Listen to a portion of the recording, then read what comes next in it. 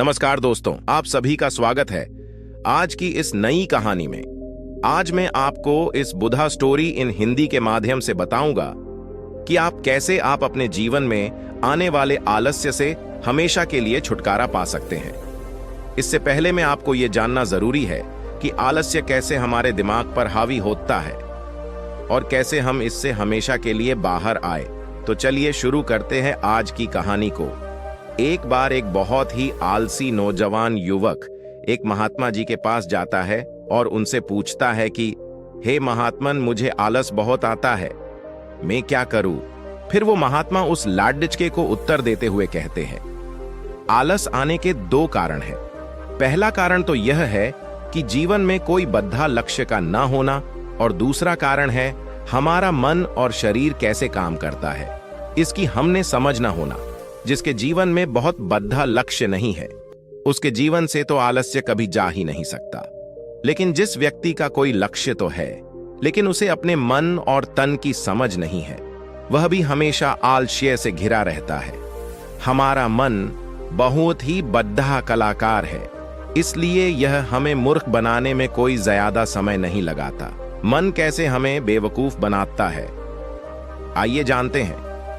जब हम ध्यान करने की कोशिश करते हैं तो हमारा मन हमसे कभी यह नहीं कहेगा कि मुझे ध्यान नहीं करना, बल्कि ये तुमसे कहेगा कि ध्यान करना तो अभी सही नहीं है, यह तो ब्रह्म मुहूर्त में अच्छा होता है। इसलिए ये अपने काम से आसानी से इस प्रकार छुटकारा ले लेगा और इससे आप भी खुश होंगे, क्योंकि आप नहीं समझ पाए कि आप बेवकूफ बन गए, क्योंकि मन ने आपको एक नई राह दिखाकर आपसे किनारा कर लिया है। क्योंकि अब न तो आप ब्रह्म मुहूर्त में उठ पाएंगे, न ध्यान कर पाओगे। इसी प्रकार ये तुम्हें धन कमाने के लिए भी कभी मना नहीं करेगा। ये तुम्हें समझाएगा कि धन ही सब कुछ थोड़ी होता है, धन से सब कुछ हासिल नहीं किया जा सकता। इस प्रकार ये कभी तुम्हारा विरोध नहीं करेगा, बल्कि तुम्हें मूर्ख बनाता है। आप सोचकर देखो, बिल्कुल ऐसा ही होता है ना तुम्हारे साथ। और कमाल की बात तो यह है कि तुम मूर्ख बन भी जाते हो। लड्डी डीडीएचके को महात्मा की सारी बात सच लगी, तो उसने महात्मा जी से आगे प्रश्न पूछते हुए कहा कि महात्मन, आप मुझे इसका कोई उचित समाधान बताइए। फिर महात्मा जी बोले, जो ये तुम्हारे साथ करता है वही तुम अपने मन के साथ करो। जैसे तुम्हारा मन तुम्हें मूर्ख बना रहा है, वैसे तुम इसे मूर्ख बनाओ। जब तुम्हारा मन तुम्हें कहे कि कुछ देर आराम कर लेता हूं और सो जाता हूं, उसके बाद काम करूंगा, तो तुम इससे कहो कि थोड़ी ज्यादा देर आराम कर लूंगा, लेकिन उससे पहले यह काम खत्म कर लेता हूं। बस थोड़ा सा तो काम है। जब तुम्हारा मन कहे कि आज स्वादिष्ट भोजन करूंगा, तो तुम इससे कहो कि हाँ, क्यों नहीं, भोजन के साथ साथ आज अच्छी मिठाई भी लूंगा, लेकिन उससे पहले 1 घंटा कसरत कर लेता हूं, ताकि वो अच्छे से मुझे हजम हो सके और मैं उसका पूरा आनंद ले सकूं। इस प्रकार तुम अपने मन को मूर्ख बनाओ। लड़का अगला सवाल करते हुए कहता है, हे महातामम, मैं कब तक अपने मन को इस प्रकार मूर्ख बनाऊं? फिर महात्मा जी उससे बोले कि जब तक अपने आलस से मुक्त रहना चाहते हो, तब तक तुम्हें अपने मन को मूर्ख बनाते रहना होगा। लाडेका कहता है, कभी कभी तो ऐसा होता है कि मुझे अफसोस होता है, मैं अपने जीवन में कुछ कर नहीं रहा हूं, लेकिन मेरे भीतर से कुछ करने का मेरा मन ही नहीं होता। तो ऐसी स्थिति में मैं क्या करूं? मास सुनकर महात्मा जी कहते हैं, मन को तुम मूर्ख बना सकते हो, लेकिन शरीर को तुम्हें समझना होगा। हमारा शरीर चलता है। भोजन से तुम यदि गलत भोजन करोगे तो सही कम कैसे करोगे? कैसे तुम्हें काम करने की ऊर्जा मिलेगी? गलत भोजन यानी जो तुम्हारे स्वास्थ्य के अनुकूल ना हो, लेकिन तुम अपने स्वाद के लिए खाते हो, जिसका पाचन तुम्हारे शरीर में होता नहीं है। इसलिए तुम ऐसे भोजन को छोड़ ढकर ऐसा भोजन करो जो कि तुम्हारे अंदर ऊर्जा उत्पन्न करे, न कि तुम्हें आलस्य से भर दे। जैसे कि ताजा फल, हरी ताजी सब्जियां और घर का बना शुद्ध खाना। लड्डे का अगला सवाल करता है, महात्मन, कृपया मुझे यह बताइए कि मैं शुरुआत कैसे करूं? महात्मा जी कहते हैं, शुरुआत करो। एक बड़ा लक्ष्य निर्धारित करके एक बड़ा लक्ष्य बनाओ। तुम्हारा लक्ष्य केवल कहने के लिए बद्धा नहीं होना चाहिए। लक्ष्य ऐसा हो जिसके साथ तुम्हारी भावनाएं भी जुड़ी होनी चाहिए।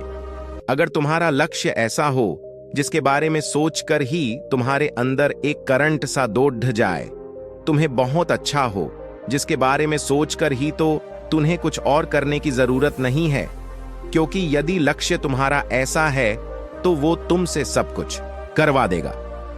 और अगर लक्ष्य इतना बद्धा नहीं है और तुम्हारी भावनाओं के साथ भी जुड़ा हुआ नहीं है, तो फिर पहले तुम अपने ऐसे लक्ष्य को खोजना ही लक्ष्य बना लो। जिस प्रकार भगवान गौतम बुद्ध ने बनाया था, उन्हें भी पहले अपना लक्ष्य नहीं पता था। वो नहीं जानते थे कि मंजिल कैसे मिलेगी। वे तो सिर्फ निकल पड़ रहे थे। जो आशा थी मन में वह भी टूटने लगी थी, लेकिन अंदर से प्यास इतनी गहरी थी कि लक्ष्य को पाकर ही दम लेंगे। जब तक तुम्हें यह नहीं पता कि तुम्हारा लक्ष्य क्या है, तब तक तुम अपने मन को मूर्ख बनाते रहो जैसे वो तुम्हें बना रहा है। कोई भी व्यक्ति शराबी बनना नहीं चाहता, लेकिन वह धीरे धीरे थोड़ा थोड़ा करके अपने मन के जाल में फंस जाता है और उसका मन उसे शराबी बना ही देता है। इसी प्रकार कोई भी व्यक्ति चोर बनना नहीं चाहता है, लेकिन मन उसे लालच देकर चोर भी बना ही देता है। एक बात तो तुम भी हमेशा याद रखना, जब तक तुम बुद्धि से ऊपर उठकर बुद्ध नहीं बन जाते, तब तक तुम्हारे पास दो विकल्प हैं। या तो तुम अपने मन के द्वारा मूर्ख बनो, या फिर तुम इसे मूर्ख बनाओ। कामयाब होने के लिए ऐसा करो, बीच का कोई रास्ता नहीं है। अगर तुमने अपने मन को मूर्ख बनाना बंद कर दिया, तो यह मन तुम्हें मूर्ख बना ही देगा। महात्मा की बातें सुन।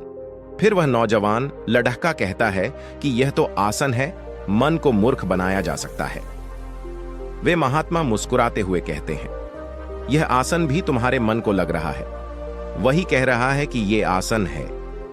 ये मन कब और कैसी चल चले, उसे जानने के लिए तुम्हें जागरूक रहना पड़ेगा। अपनी जागरूकता को बढ़ाओ और जागरूक व्यक्तियों के साथ रहो और अपने खुद के साथ भी समय बिताओ। अगर तुम आलसी व्यक्तियों के साथ रहोगे तो तुम भी आलसी बन जाओगे, क्योंकि ऊर्जावान लोगों के साथ रहने से तुम भी ऊर्जावान बने रहोगे। फिर वह लाड्डी का महात्मा जी से कहता है कि मुझे अपने मन को मूर्ख बनाना अभी और इसी वक्त शुरू कर देना चाहिए। महात्मा बोले, हाँ सही कहा तुमने। सही समय की प्रतीक्षा करना भी इसी मन की चाल है। तुम्हें इसमें फंसना नहीं है। इसलिए अब भी और इसी समय अपने कम पर लग जाओ और अपने मन पर विजय प्राप्त करो। दोस्तों, कैसी लगी आपको यह आज की कहानी? प्लीज आप इसे लाइक करें और एक प्यारा सा कमेंट भी करें। धन्यवाद।